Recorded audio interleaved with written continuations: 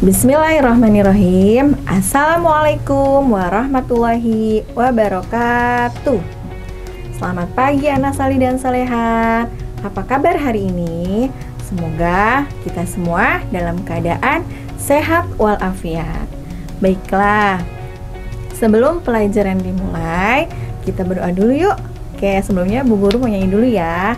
Jika aku berdoa, aku angkat tanganku dengan suara lembut, tidak berteriak.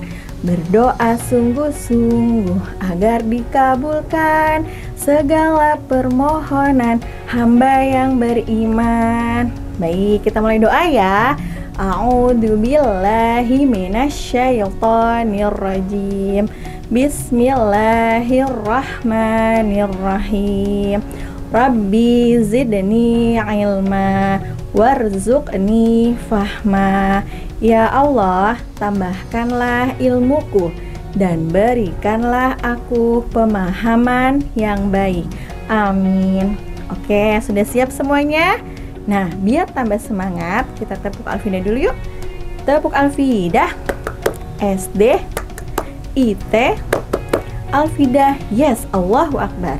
Cerdas cendekia bersama Alfidah. Fikir, zikir, fikir, zikir. Bismillah, Allahu Akbar. Alfidah cendekia, soleh, berilmu, dan beradab. Allahu Akbar. Oke, sudah tambah semangat ya.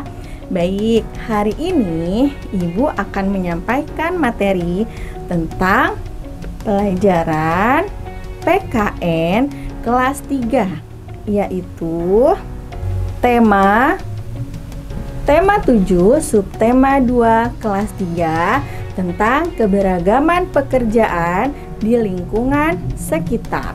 Oke, baik, sebelum kita membahas materi ini, Ibu akan sampaikan tujuan pembelajaran kita hari ini. Yang pertama, siswa dapat menjelaskan pengertian pekerjaan. Yang kedua, siswa dapat mengetahui jenis-jenis pekerjaan. Yang ketiga, siswa dapat menjelaskan cara menghargai keanekaragaman jenis pekerjaan di sekitar kita. Baiklah, anak soleh dan solehah, sudah siap belajar hari ini? Baik, kita pertama, Ibu akan menjelaskan apa sih pengertian pekerjaan itu. Pekerjaan adalah suatu aktivitas utama yang dilakukan oleh manusia yang bertujuan untuk memenuhi kebutuhannya. Nah, setiap orang melakukan pekerjaan tuh salah satunya untuk memenuhi kebutuhan pokoknya. Apa sih kebutuhan pokoknya itu? Misalnya, kebutuhan makan, kebutuhan minum, kebutuhan pakaian, pendidikan, dan lain-lainnya. Untuk dapat memenuhi berbagai kebutuhannya, maka manusia membutuhkan uang dan tentunya dengan bekerja. Coba Bu Guru mau tanya, siapa anak salih dan salihah yang nanti punya cita-cita mau jadi guru? Mau jadi polisi, mau jadi tentara, atau mau jadi presiden? Oke, baiklah, semoga Bu Guru doakan semua cita-cita kalian tercapai. Amin. Baik, lanjut ya. Dalam Al-Quran surat At-Taubah ayat 105 yang artinya, bekerjalah kamu, maka Allah dan Rasul-Nya serta orang-orang mukmin akan melihat pekerjaanmu dan kamu akan dikembalikan kepada Allah yang mengetahui akan yang gaib dan yang nyata. Lalu diberitakan kepadanya kamu apa yang telah kamu kerjakan. Nah, pada ayat tersebut dijelaskan bahwa Allah memerintahkan orang-orang mukmin beramal dan bekerja, tentunya dengan pekerjaan yang halal. Kemudian, bekerja dengan ikhlas dan sungguh-sungguh, serta jangan lupa banyak bertaubat. Karena Allah melihat usaha hambanya, bukan hasil usahanya. Nah, baiklah. Kemudian kita lanjut ya. Dalam pekerjaan dibagi menjadi dua. Pertama, ada pekerjaan yang menghasilkan jasa. Yang kedua, ada pekerjaan yang menghasilkan barang. Kita uraikan satu persatu ya. Yang pertama,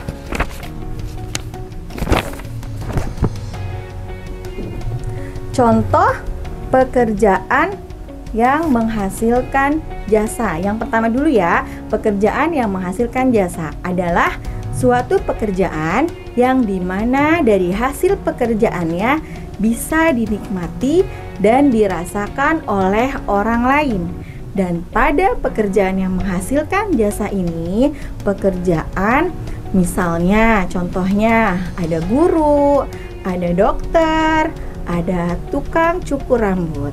Nah, baiklah, Ibu akan menjelaskan contoh dari pekerjaan yang menghasilkan jasa. Yang pertama, contohnya adalah, siapa yang tahu nih gambar apa ya? Nah, berikut adalah gambar seorang dokter. Salah satu contoh pekerjaan yang menghasilkan jasa. Siapa yang menjadi dokter? Nah, dokter ini adalah orang yang dapat menyembuhkan penyakit atas izin Allah. Contohnya, kalian pernah demam kan? Pernah sakit flu ataupun sakit yang lainnya. Pasti bunda kalian membawa kalian ke dokter untuk diperiksa. Kemudian setelah diperiksa, kita akan mendapatkan resep dokter. Nah, resep tersebut obatnya pasti harus diminum. Supaya apa? Supaya kita sembuh. Oke. Nah, untuk menjadi dokter ini dibutuhkan pendidikan dan pelatihan yang panjang sebelum akhirnya mendapat gelar dalam bidang kedokteran. Oke, anak-anak soleh, kita lanjut ya. Contoh pekerjaan yang menghasilkan jasa yang kedua adalah, oke, betul, guru. Siapa yang menjadi guru? Seperti Bu Kokom. Oke, guru adalah pahlawan tanpa tanda jasa. Guru merupakan profesi yang sering disebut sebagai sebagai pahlawan tanpa tanda jasa.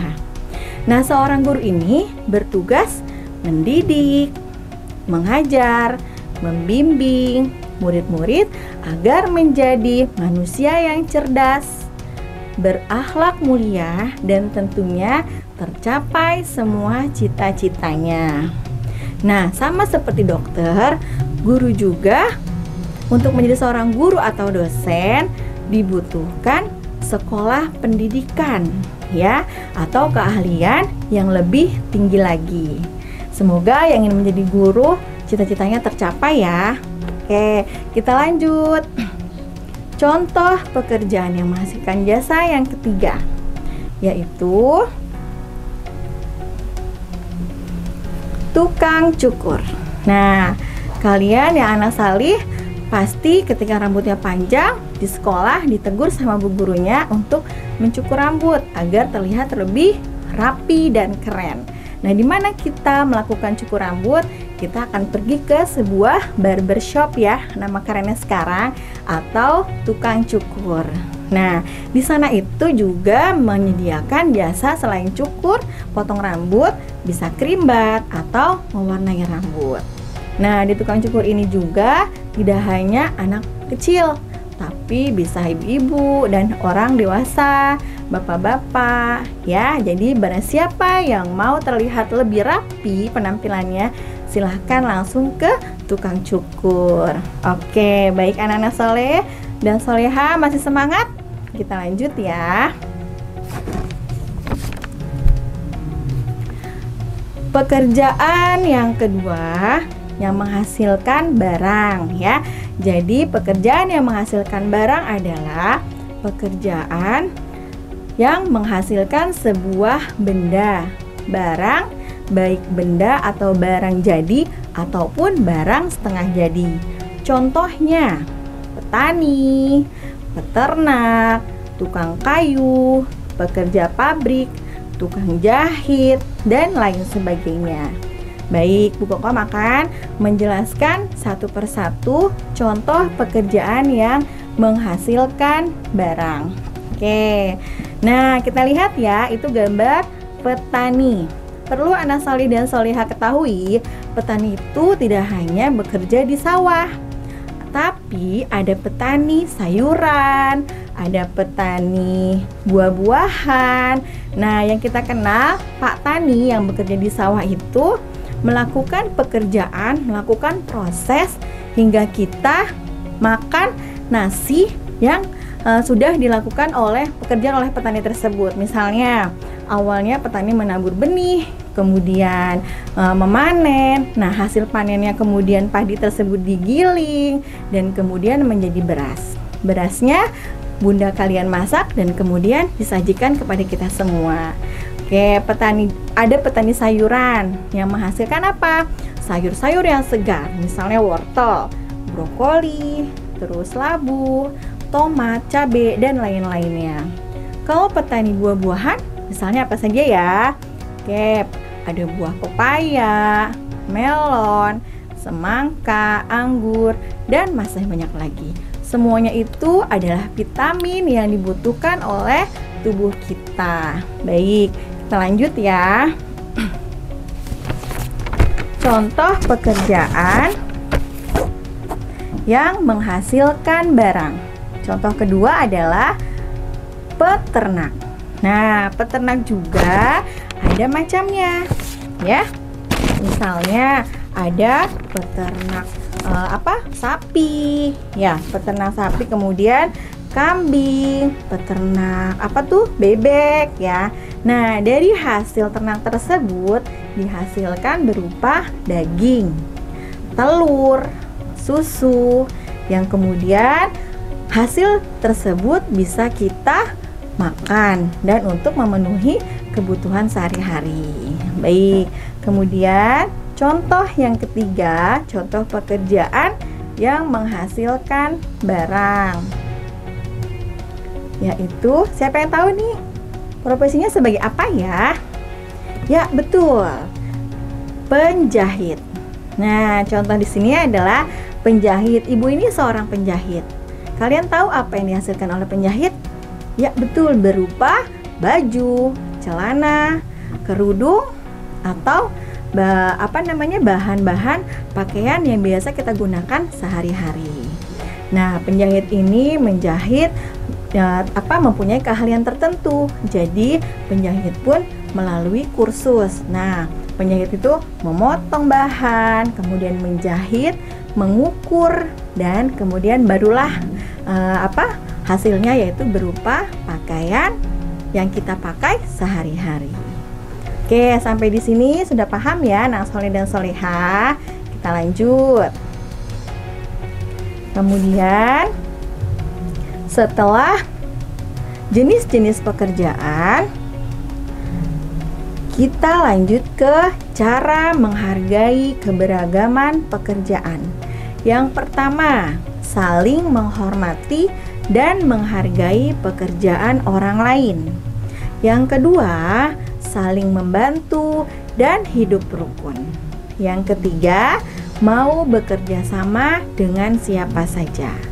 Yang keempat, tidak menghina pekerjaan orang lain.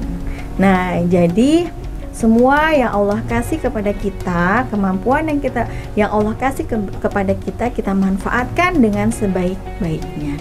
Semoga semua anak salih dan solehah bisa dapat mencapai cita-citanya. Oke, lanjut ya.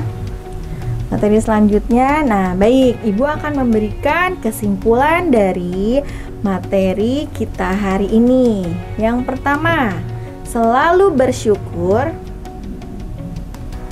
Bentar. Kesimpulannya yang pertama, selalu mensyukuri apapun pekerjaan kita. Misalnya, kalian menjadi guru, tetap fokus, yakin, disiplin. Kita menjadi guru itu harus memberikan contoh kepada anak murid kita. Yang kedua, fokus dan sungguh-sungguh pada pekerjaan kita. Tetap fokus, harus kemudian yakin kalau kita mampu dan sungguh-sungguh melaksanakan apapun profesi kita. Yang ketiga, menghargai dan menghormati pekerjaan orang lain. Jadi kita tidak boleh menganggap remeh pekerjaan orang lain. Ya, baik anak salih dan salehah. Sampai sini ada yang mau bertanya? Oke, nanti kita lanjutkan di kelas ya. Oke, materi hari ini cukup sekian. Bu Guru mohon maaf jika ada kesalahan, karena yang benar datangnya dari Allah, yang salah dari ibu pribadi. Semoga materi kita hari ini bermanfaat untuk kalian dan untuk ibu guru juga. Sebelum kita tutup, Bu Guru punya pantun nih. Oke, dengarkan ya. Burung nuri terbang tinggi, terbang mengejar burung dara. Kita akhiri materi pembelajaran hari ini. Semoga anak solih dan solihah sehat dan bahagia. Wassalamualaikum warahmatullahi wabarakatuh. Sampai jumpa.